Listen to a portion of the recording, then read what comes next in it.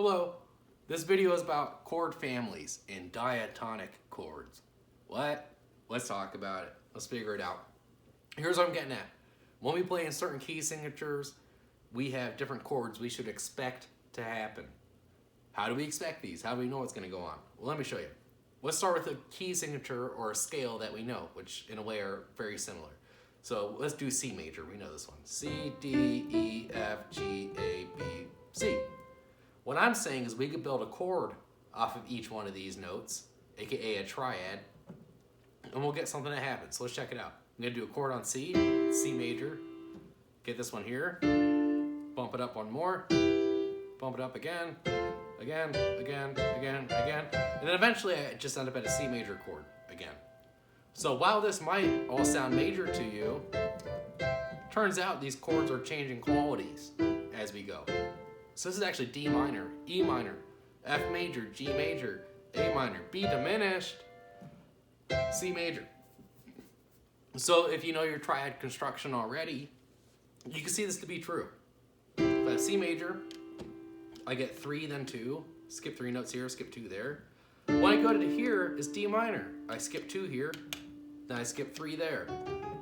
If I move up, skip 2 again, 2 here, 3 there, and then it goes back to 3 and 2, 3 and 2, 2 and 3, A minor, 2 and 2, B diminished, then C major. So why am I going over this? It turns out when we actually want to understand music and how things work, this is actually what we need to know. And everything I taught you up to this point is to get you to this point. So if you can understand this stuff, you're in good shape. So here's what I'm going to do. I'm going to draw a C major scale. I'll actually go a little low here. C, D, E, F, G, A, B, C.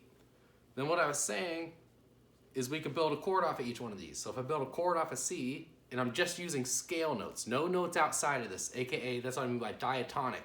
It's a very fancy word of saying we're just sticking to the notes of the scale, we're not doing any other notes. So I get C, E, and G. I'm gonna stack it up this way. Next one, D, F, and A. Next one, E, G, B. If you're with me so far, you can probably fast forward. F, A, C, G, B, D, A, C, E, B, D, F,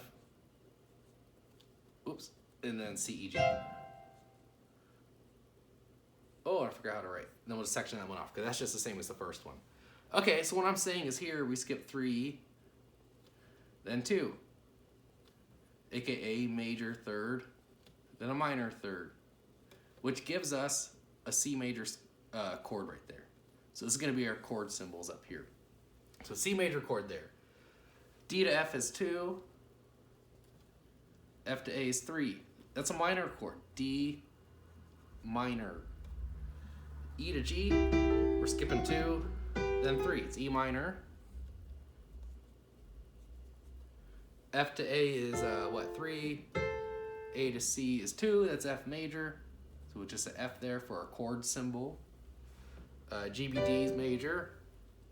You can do the math here on your own after this. Hopefully you understand the process. A, C, E is minor. So that's A. Whoop, I don't know how to spell. Let me fix that.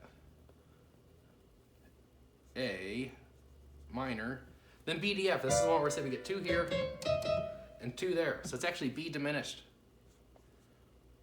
And then we're back to C major.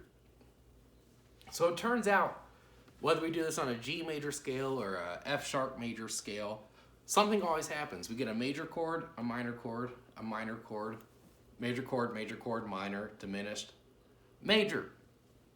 So what we decided to do in music world is, if this is true, and I can show you this in G major or another scale if you want in a lesson, this is true, we should just kind of make these a generic thing. What can I do to label every key signature this way? So what it turns out is we'll just call this our first chord or a 1 chord. And we'll use a Roman numeral, 1. 2 chord, how can I use a Roman numeral to show that it's minor? I just make it lowercase. 3 chords lowercase as well, because it's the 3rd chord in our major scale. 4th chord is major, so I'll go ahead and make that major, or capital. 5 chord, major. 6 chords, minor. 7th chord's diminished, so we're going to make it look like it's minor, but we'll put the little diminished symbol there. Then we're back to our 1 chord. So while every major scale and major key does this kind of thing, we can just kind of boil it down. Then it turns out we kind of favor certain chords over the other ones, and the major chords are a little stronger. So play around with this on your C major scale. Maybe I'll do another video where we do it in a different thing, different key signature. But for now, this is kind of the rules. Every major scale will break down this way if you were to construct chords on top. So real quick, I'll do another one. I'll do D major. So D major, we have F sharp and a C sharp in there, so we got to keep track of it. So for D major, I get D, F sharp, and A. It's a major chord. Then I get E, G, B. That's minor. My next one's F sharp, A, and C sharp. It's still minor if we do the math. 2, then 3. G, B, D, that's my 4 chord. It's major. 5 chord, A, C sharp, and E. That's major. 6 chord, again according to D, is B, D, and F sharp. So 6 is minor. 7th chord should be diminished. So we get a C sharp, E, G.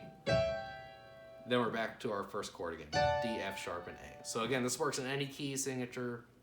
And then, as I start studying classical and other styles, when we start boiling it down to strictly just Roman numerals, then you can, extrapolate this back into a specific key signature. We'll start to see how certain things move.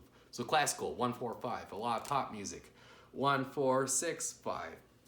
Jazz, 2, 5, 1.